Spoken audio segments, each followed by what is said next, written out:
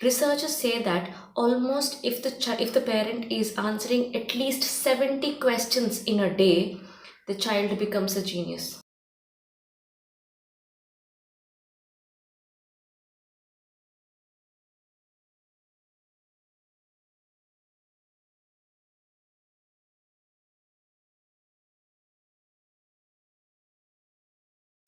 Unfortunately, we have no time to answer even 7 questions.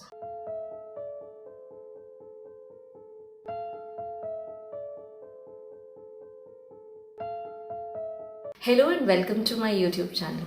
Today we are going to talk about the conversations or communication with our children.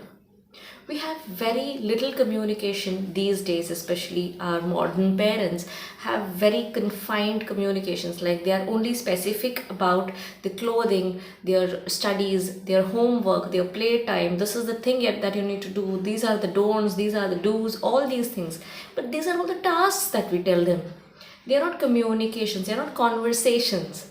What exactly is conversation? Getting deeper into their hearts and mind and trying to introspect what is there in them, what is their feeling about it. Now imagine the child is asking, as the child is saying that I saw a moon, I'm seeing this moon now. So can you ask some other questions that so that it can build their imagination? Like, what do you feel when you see the moon? Is it isolated? Is it alone? Or what do you feel? There is only one moon. What if we have two? So did you ever try to ask all these questions to make them think over that matter again, or to have an introspection to know more about that, curiosity to know more about nature and all that stuff? We don't even do that. What we do is we are very much limited in our talks. We have no time. Researchers say that almost if the parent is answering at least 70 questions in a day, the child becomes a genius. Unfortunately, we have no time to answer even 7 questions what the child is asking. Just imagine. So where are we heading towards? So these things we have to take into consideration and see that we get that very close connection and that bonding in the initial years itself.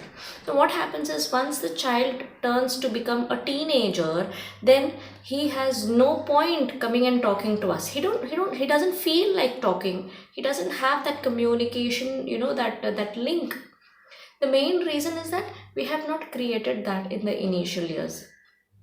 Even if you don't have it, even when the child is about to get into teenagers, even there we can try to help them out. Be very close to them like a friend. That's how we need to facilitate them. Make them feel that yes, my parents are like me and I can share anything, I can open up. Children are not able to open up. The main reason is that they are able to tell anything with their friends but not with their parents. It is all happening because of one particular hormone called oxytocin. This is the one that releases, this hormone is released during the time of teenagers, especially, which divides that, it is mine and yours. It divides that particular concept.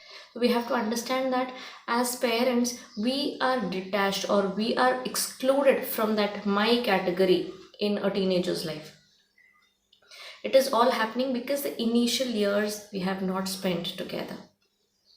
We have not spoken about the things that we need to ask them, that we need to think about, or they have to imagine. We only give them advices, no suggestions, or sometimes only the commands. Just imagine, how can a child get connected? This is happening now in the present scenario, and the parents are getting confused.